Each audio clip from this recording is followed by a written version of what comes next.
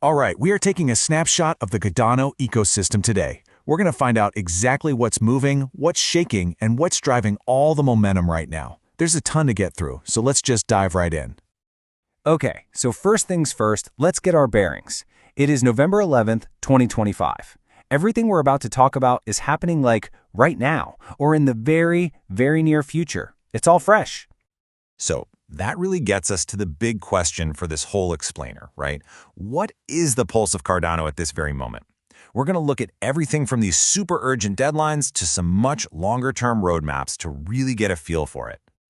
And we're kicking things off with the most time-sensitive stuff. Think of this as our 48-hour ticker. This is the information you need to know, well, right now. Okay, let's run through these fast. If you're involved in the Matter protocol, today, November 11th, is it? It's the absolute final day to vote on that M-Train MTK proposal. They've mentioned participation is a bit low, so now's the time to make your voice heard. Then tomorrow, November 12th, we've got Pulse Cardano dropping its official tokenomics. And just after that, on the 13th, the COPI to Rise migration for Infinity Rising officially begins. Yeah, it's a very busy few days.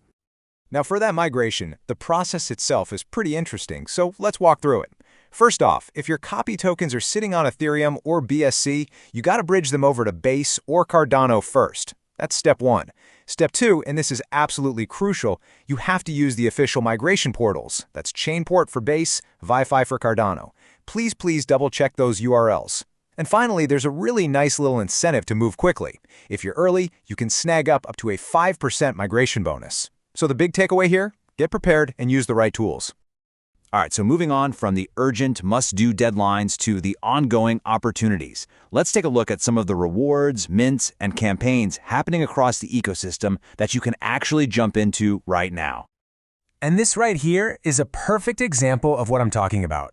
We just saw Strike Finance distribute 70,000 ADA to its stakers, and that was just for the last period. That's a serious, tangible reward for participating in the ecosystem. And speaking of rewards, you got to see what MekkaLabs is doing with their Mint Bounty program. It is live right now, and it's got a whole bunch of layers. So check this out. You mint an ultra rare, you get 100 ADA.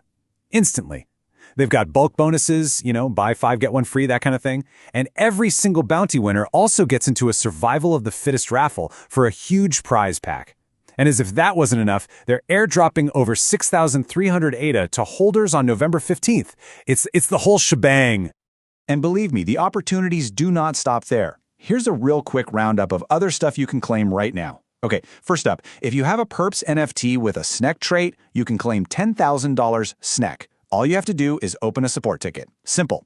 Next, for you walkers folks, your backpack rewards are ready and waiting on the WhereDrop platform. On the DeFi side, Danogo has over $2 million in liquidity ready for borrowing, and with 0 loan origination fees. And finally, keep a close eye on Pulse Cardano. They're about to drop the full details on a massive 250,000 ADA campaign later this week. So we've covered what you can do on these platforms. Now let's kind of pop the hood and look at some of the recent upgrades, the new features and improvements that are making all of this activity possible. This is a fantastic example of an upgrade that directly helps users. Strike Finance just tweaked their parameters. Before, you just had your standard hourly borrow fees. But now, the system is smart. It dynamically reduces those fees by up to 33% when the pools aren't being used as much. So what does that mean? It just makes trading cheaper during those quieter times. Oh, and for you risk takers out there, they also turned on 40x leverage. And this is all live right now. And we're seeing these kinds of quality of life improvements all over the place. Surf just launched Advanced Pool Analytics, which gives you really transparent data on things like TVL, risk, and even the health of individual loans. Tokyo Wallet now has automatic chain detection. It seems like a small thing, but not having to manually pick the chain when you send assets, it is so helpful. And looking forward a bit, Indigo Protocol's V3 is going to introduce multi-asset collateral, and they're already pointing to their own NI token as a strong candidate for approval. Okay, so we've covered the immediate present and the very recent past. Let's zoom out now. Let's look down the road a little bit, all the way into 2026. What's on the horizon for some of these key projects? So here's a peek at the roadmap for the Butane project. They're starting with the security audit, which should be done by the end of this year.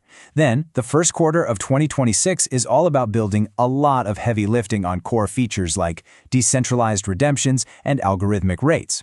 All of that hard work is going to lead to the launch of new assets, including USDB, in late Q1. And then they're going to round out the year developing their governance systems. It's a really clear, really solid plan for the next year.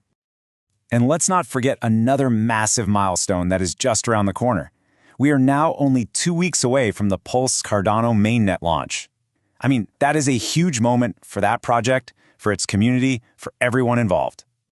So when you step back and look at all of this, the deadlines, the rewards, the technical upgrades, the long-term plans, it's just so clear that the ecosystem is absolutely buzzing with activity.